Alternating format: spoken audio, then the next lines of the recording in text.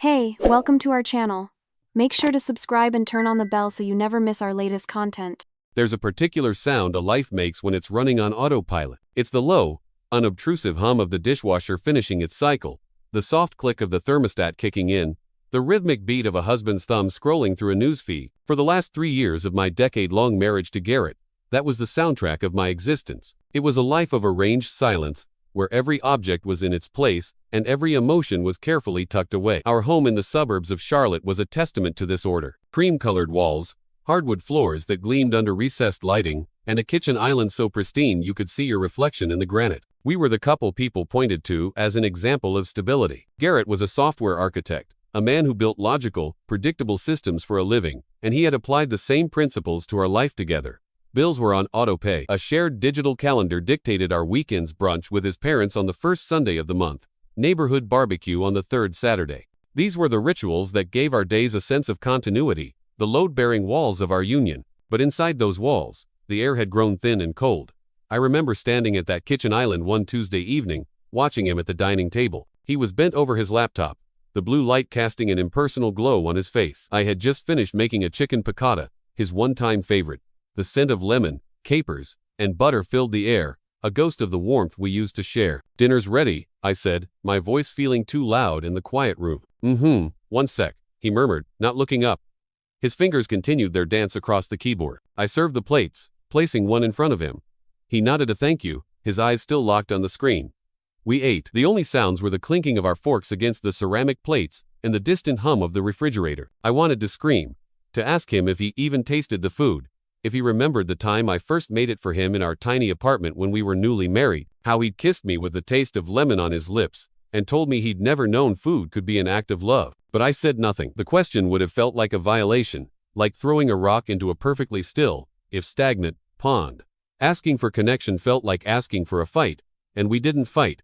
We coexisted. We managed the household like efficient business partners. We were a functioning unit, but we were no longer a couple. The intimacy had eroded so slowly, I barely noticed it happening.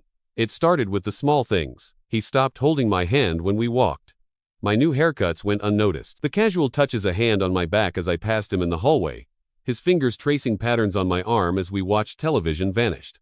They were replaced by practicality. Our conversations revolved around grocery lists, home maintenance, and coordinating our schedules. "Did you remember to call the plumber?" had replaced, "How was your day?" I felt myself becoming invisible. I was Ilara, the woman who kept things together, the steady soul who ensured the system ran smoothly. But the person underneath, the woman who loved art museums and rainy afternoons with a book, the woman who used to laugh so hard she cried at Garrett's dumb jokes, she was fading. She was a ghost haunting the hallways of her own meticulously maintained life. That night, after cleaning the kitchen, I went upstairs. Garrett was already in bed, the familiar blue glow of his phone illuminating his side of the room. He was in his world, and I was in mine. I slid under the covers, the space between us feeling like a vast, icy chasm. I lay there, staring at the ceiling, listening to the quiet, orderly hum of our life, and I felt a profound, aching loneliness that was sharper than any loud argument could ever be. I didn't want to leave him. I just wanted to be seen. I wanted someone, anyone, to break the arranged silence. The office was a different world. It was a symphony of controlled chaos, phones ringing, the clatter of keyboards, the low murmur of collaborative conversations. Where my home was silent, my workplace was alive. It was there, amidst the deadlines and project timelines, that I felt most present. The shared laughter with coworkers over a ridiculous client email, the impromptu lunch orders, the inside jokes whispered during meetings, it all sparked something in me. It was a reminder that I could still connect, that I wasn't entirely invisible. And that's where Alistair entered my world. He was a senior consultant from the corporate office, brought in to oversee a major project. He was older, maybe in his early 50s, with salt and pepper hair and a quiet confidence that was magnetic. It wasn't an arrogant swagger. It was the self-assuredness of a man who was deeply aware of his own presence and its effect on others. He moved through the office like a shark in a fish tank, smooth, deliberate, and impossible to ignore. He never crossed a line, but his words carried a practiced charm. He didn't give generic compliments. He'd notice the small things. "That's a clever solution, Ilara," he'd say during a meeting, his gaze holding mine for a fraction of a second too long. "You have a way of seeing the architecture of a problem." One afternoon, as I was pouring coffee, he came up behind me. "That color suits you," he said, his voice a low baritone. I was wearing a simple emerald green blouse I'd owned for years. Garrett hadn't commented on it once. I felt a blush creep up my neck. The whispers started soon after. I was having lunch with Jenna, a colleague from my department, when she leaned in conspiratorially. "Just be careful with Alistair," she said, stirring her iced tea. "He has a reputation." "What kind of reputation?" I asked, feigning detachment. "He likes a challenge," she said, her eyes glinting. "And his favorite challenge is a woman with a wedding ring." Two women from the Boston office. Let's just say their marriages didn't survive his consulting period. She didn't say it with condemnation, but with a kind of hushed excitement, the way people talk about something taboo yet thrilling. Another colleague, Maya, later joked that he was like a fleeting high, impossible to resist just once. I chuckled along with them, playing my part. But a quiet curiosity stirred within me. It wasn't that I was looking for an affair. The thought terrified me, but the idea of being the object of such focused, intense desire was intoxicating. It was the polar opposite of the polite indifference I received at home. Alistair saw me. He noticed the new earrings I wore, the way I tied my hair in a knot when I was concentrating, the subtle shift in my tone when I was stressed. These were things Garrett hadn't acknowledged in years. The void I felt at home was a vacuum, and Alistair's attention was the air rushing in to fill it. I told myself I was just enjoying the flattery, that it was harmless. I was a grounded woman, after all. I was in control. But every time he'd walk by my desk and his gaze would linger, every time his name popped up in my work chat, my pulse would quicken. The danger was part of the allure. He was a story whispered in hallways, a secret game, and a part of me, a part I hadn't known existed, wanted to know what it felt like to play. It began, as these things often do, with pixels on a screen. Our interactions shifted from the public team chat to private messages. At first, they were about work, but the subtext was always there. He'd layer a professional question with a personal observation. "Can you send me the latest projections? By the way, I heard you laughing from my office earlier. It's a nice sound." My heart would hammer against my ribs. I'd type and delete my response half a dozen times before settling on something casual, professional. But he knew. Alistair was a master of this dance, knowing exactly when to draw near and when to pull back, creating a tension that was almost unbearable. He was making me feel wanted in a way I hadn't in ages. It was like striking a match in a shadowed room, dangerous. But the flare of light was intoxicating. The messages began to shift in tone. The flirtation, once veiled, grew bolder. He stopped talking about work. He asked about my weekend, about my dreams, about the things that made me feel alive. He was building a world for just the two of us, a world made of words and implication, a world where I was fascinating and desired. Then came the invitation. It was a Thursday afternoon. I was at my desk, sipping a lukewarm coffee, trying to focus on a spreadsheet. I sensed him before I saw him. He approached from behind, and instead of stopping beside me, he lightly touched the back of my chair. The brief contact sent a jolt through my entire body. Without turning to face me, he murmured, his voice low and meant only for me, "I'm heading out early right after lunch. My place is close. I'll be waiting. We've got about an hour." Then he walked away, leaving no room for a reply, no space for hesitation. I froze. Heat rushed to my cheeks. My pulse thundered in my ears. The sheer audacity of it was surreal, yet it carried a weight of attention I couldn't name. For the rest of the morning, my mind was a whirlwind. I tried to concentrate, but his words kept circling, echoing. I listed every reason not to go.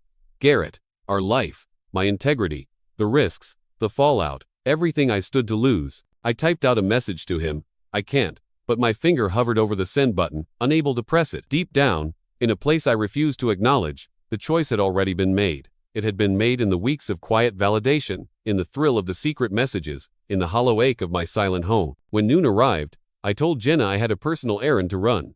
My voice sounded strangely calm, detached. I grabbed my bag, my hand steady, and stepped out into the crisp autumn air. His apartment building was just a few blocks from the office, a sleek, modern high-rise that felt like another world. I arrived within minutes, my heart pounding a frantic rhythm against my ribs. I reached his door, and just as I raised my hand to knock, it swung open. He was standing there, his gaze steady, almost mocking, as if he'd known all along that I would come. Nothing about the moment felt spontaneous. Soft jazz played from a hidden speaker. The lighting was low and intimate. His jacket was draped casually over the arm of the couch. It all seemed carefully arranged, a stage set for a play he'd performed many times before. "Come in, Elara," he said, his voice smooth as velvet. I stepped inside, trying to project a calm I didn't feel. He greeted me casually, like this was perfectly normal. "We have 50 minutes, he said, a faint smile playing on his lips. "You don't need to speak." He offered me a glass of wine, which I declined. He made a quick remark about my perfume, and in seconds, he closed the space between us. I didn't resist. I said nothing. My mind, which had been racing all morning, finally went quiet, dulled by the rush of sensation. I let my body be guided, simply following the current. It was intense, brief, and completely detached. He moved with a practiced precision, as though every motion followed a script he'd memorized. When it was over, he stepped back, gave that same faint, satisfied smile, and said he had to return to the office. I gathered myself, adjusted my hair in the hall mirror, picked up my bag, and left. I walked back with steady strides, my face a mask of composure. I re-entered the office as if returning from a routine lunch. No one noticed. No one suspected. Convinced this moment would vanish into silence, I returned to my desk, answered emails, and spent the rest of the afternoon repeating a silent mantra. It will never happen again. It never happened at all. The days that followed were a silent penance. I moved through my life as if walking on a tightrope, terrified that one wrong move would send me plummeting. To an outsider, I was unchanged. I smiled at coworkers, texted Garrett during the day about dinner plans, and met my friends for our weekly Friday wine night. I listened as they talked about their lives, their own marital frustrations. Ironically, a few of them had walked similar paths, speaking of their own indiscretions with an eerie calm, as if it were just another chapter in life, something everyone was entitled to explore. The key is knowing how to return, one said, swirling her Cabernet. How to shut the door after you step through. I listened closely, absorbing each excuse, each rationalization, using their words to soothe the gnawing guilt inside me. Over time, the memory stopped feeling like a burden and began to seem like a story that existed only in my mind. A secret with no witnesses. A misstep with no proof. At home, something shifted in an unexpected way. Garrett began to change. He started showing up more, not just physically, but emotionally. He began cooking simple meals on random weeknights, something he hadn't done in years. He complimented a new dress I bought. One evening, he came and sat next to me on the couch, put his arm around me, and asked if I wanted to watch a show together. At first, I was terrified. I was half expecting him to sense that something was different, that I was tainted. Every kind gesture felt like an accusation in disguise. But his eyes held no suspicion, only a kind of gentle attention I hadn't seen in years. Eventually, I decided it was just a good phase. Maybe he sensed me pulling away and was trying to revive something we'd let fade. Or perhaps, and this was the thought that settled most comfortably, it was simply a reflection of a lighter, more open version of myself. Either way, his renewed affection strengthened my belief that what I'd done hadn't altered anything. In fact, if no harm had been done, then maybe it wasn't as serious as I'd first believed. Weeks turned into months. Garrett's attentiveness continued. Our conversations grew easier, our weekends less quiet. We started taking walks after dinner. We planned a trip to the mountains for the spring. I began to think that in some twisted, inexplicable way, that one slip had reignited something in our marriage. It was as if my transgression had broken down an invisible wall that had kept me from seeing my husband clearly. I started noticing his small gestures again, seeking out intimacy, laughing at his jokes with genuine warmth. The man I'd married seemed to be returning. Or perhaps it was me who had rediscovered myself after years of moving on instinct. In my mind, it felt like I'd taken a dangerous shortcut but had somehow ended up back on the main road, unscathed. Alistair's name would occasionally surface at work or during drinks with my friends. No one spoke with regret. There was an unspoken rule that anything tied to him stayed in the past. When he was mentioned, it was with a laugh or a brief phrase, just a fling, or he knew exactly what he was doing. I joined in the laughter, but inside, a strange unease grew. Something about the way they praised how in control he always seemed made me feel unsettled, as if some part of me sensed it wasn't truly over. To combat the feeling, I decided to erase it completely. I went through my phone and computer with forensic precision. I wiped old messages, cleared chat logs, deleted call records. I wanted no trace. More than that, I wanted to believe it had left no mark. Life with Garrett remained calm, peaceful. One night, as we lay in bed, closer than we had been in years, I looked at him in the soft glow of the moonlight and felt a sharp, confusing mix of guilt and relief. The thought of confessing flickered in my mind. Tell him everything. Clear the slate, but it faded before it could fully form. It would unleash devastation. It would destroy this fragile piece we'd rebuilt. In the end, I decided silence was the safest path. A mistake is a mistake, I told myself, but a revealed mistake becomes a disaster. And I believed, with all my heart, that I had avoided the disaster. The disaster arrived on a Monday evening. It was a perfectly ordinary evening. We had just finished dinner, a simple pasta dish Garrett had made, and were cleaning up the kitchen together. He was telling me a story about a frustrating bug in his code, and I was laughing. For the first time in a long time, it felt normal. It felt right. We moved to the living room. I curled up on the couch with a book while Garrett scrolled through his phone on the armchair opposite me. The quiet hum of domesticity was back, a sound I now cherished instead of resented. Then the hum stopped. I looked up from my book because the silence was so abrupt. Garrett was sitting perfectly still, his eyes locked on his phone. His face, which had been relaxed and happy moments before, was now a pale, blank mask. "Garrett?" I asked. "Is everything okay?" He didn't answer for a long moment. When he finally spoke, his voice was flat, devoid of any emotion. It was the voice of a stranger. "Elora," he said, holding up his phone. "There's something you need to see." I assumed it was a news article, a meme, some silly video. I got up and walked over, a smile still lingering on my face. The moment I looked at the screen, my stomach dropped. My blood ran cold. A frozen frame filled the screen.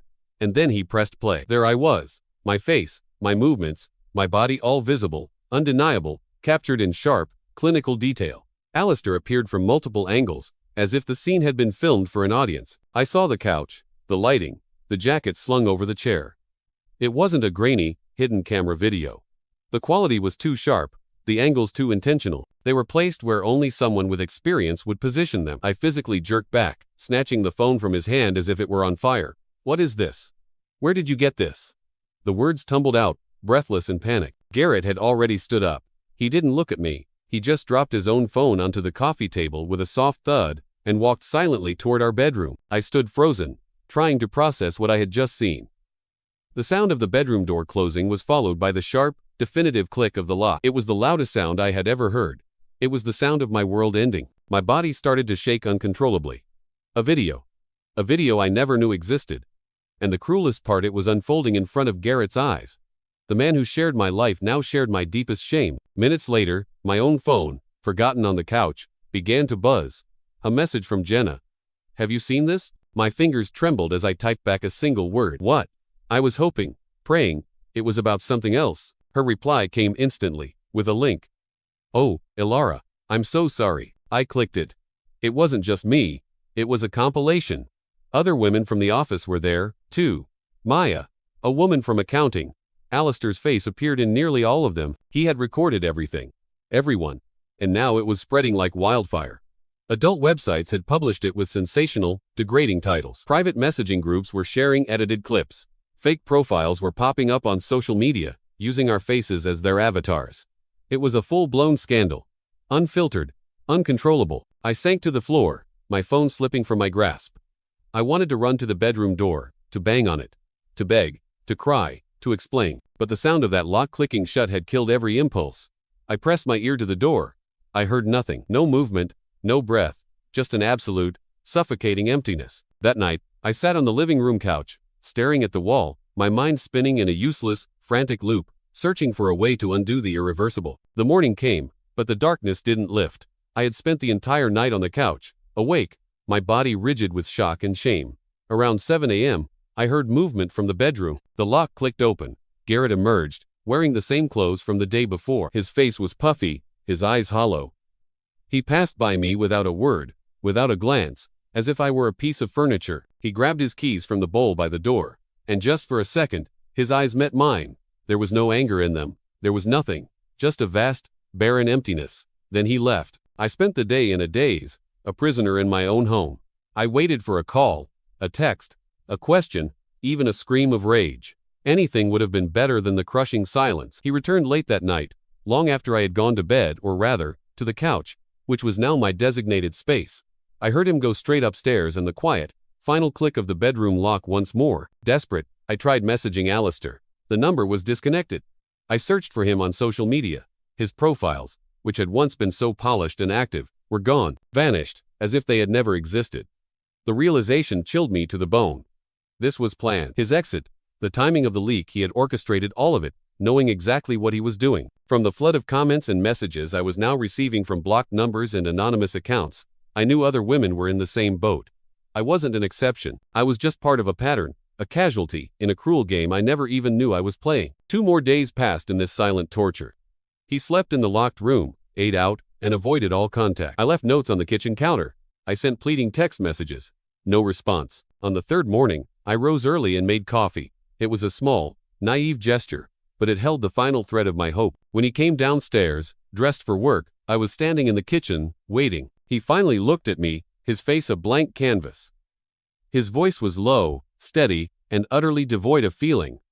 "You need to leave." It wasn't shouted. It was delivered like a verdict. There was no rage, no sorrow, just a quiet, exhausted ache.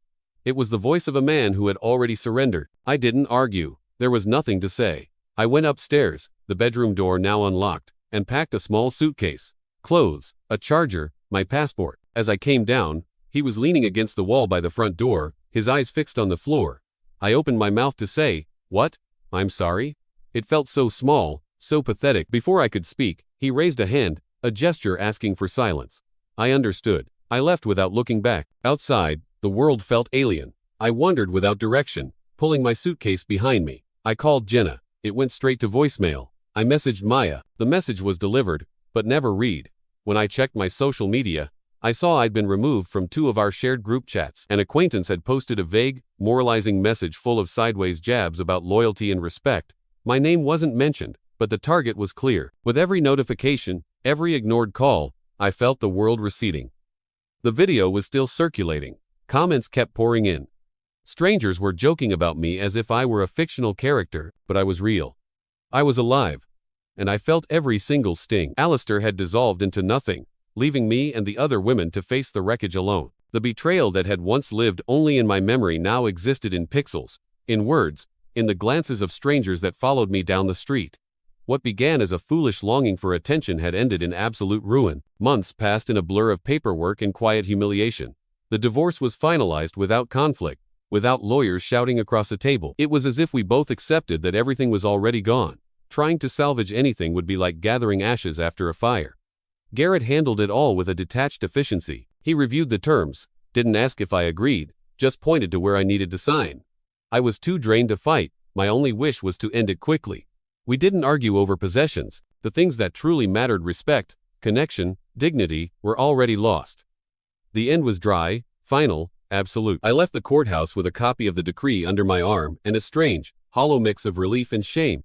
My life was unrecognizable. I rented a small, 1-bedroom apartment in a distant part of the city, a modest place where no one knew my name. I needed a blank slate. I applied for jobs at smaller firms, far from my previous industry, and landed a role as an administrative assistant at a logistics company. It wasn't my former career, and the pay barely covered my rent and bills, but I took it. My goal was simple: disappear. I changed my number, deleted all my social media accounts, and avoided using my last name whenever possible. I lived like a stitched-together version of my former self, surviving on fragments of who I used to be. The glances still came. In the grocery store, at the gas station. Sometimes I was sure they recognized me. Other times, maybe they just stared a little too long. It was enough to trigger a familiar jolt of panic. I learned to walk with small steps, head down, avoiding crowds. Paranoia became the architect of my days. I grew used to the silence, to the loneliness, to the sour taste of being an outcast. I had broken a rule, crossed a boundary, and though others had too, I was one of the ones who got exposed. Sometimes, late at night, I would replay that afternoon in Alistair's apartment. The bold offer, the walk there, the timed encounter, the illusion of control. It felt distant, surreal, as if I had lived it outside my own skin. But it was me. It was real. No outside force made my choice. No excuse could justify it. Accepting that was like swallowing broken glass, every single day. A few of the other women considered going to the police, but the public exposure was so vast that most chose silence. Shame became a chain. No one wanted to relive it in front of detectives and judges, and Alistair knew that. He had bet on our shame as his armor, and it had worked perfectly. While we carried the guilt, he vanished. Rebuilding was slow, agonizing work. I started therapy but quit after a few sessions. It felt pointless to dig into what couldn't be undone. I didn't want to understand my motivations. I just wanted to learn how to endure. Gradually, I formed new routines. I shopped at the same time each day. I took short walks in a nearby park, always after dusk. I wrote in an old notebook, filling pages with things I could never say aloud. I had no dreams for tomorrow, no real hope, just a primal need to get through each day without new shocks, without more judgment. One day, months after the divorce, I saw Garrett. It was by chance. I was walking past a cafe and saw him through the window. He was sitting with a friend, laughing a deep, genuine laugh that I hadn't heard in years. He looked at ease. He wore new clothes. His face relaxed, like someone who had finally set down a heavy load. I didn't approach. I stood on the sidewalk for a moment, an invisible ghost watching a life that was no longer mine. Then I turned and walked away. That night, I cried quietly on the thin mattress of my rented room. I wasn't crying for the lost marriage, or for the house, or for the friends I'd lost. I was crying for the certainty that this would never be forgotten. I could change cities, jobs, names, but my image was already fixed in a digital space that no longer belonged to me. People erase stories. The internet didn't. I stopped trying to understand, stopped justifying myself. I began to accept my downfall as a part of who I had become, like a scar that aches when the weather changes but never fades, even long after the skin has healed. And so I moved forward, head down, promising nothing for tomorrow, aware that some mistakes, even ones born from a quiet ache for connection, carry consequences too great to bear, and that sometimes, just one wrong step is enough to lose everything a lifetime has built.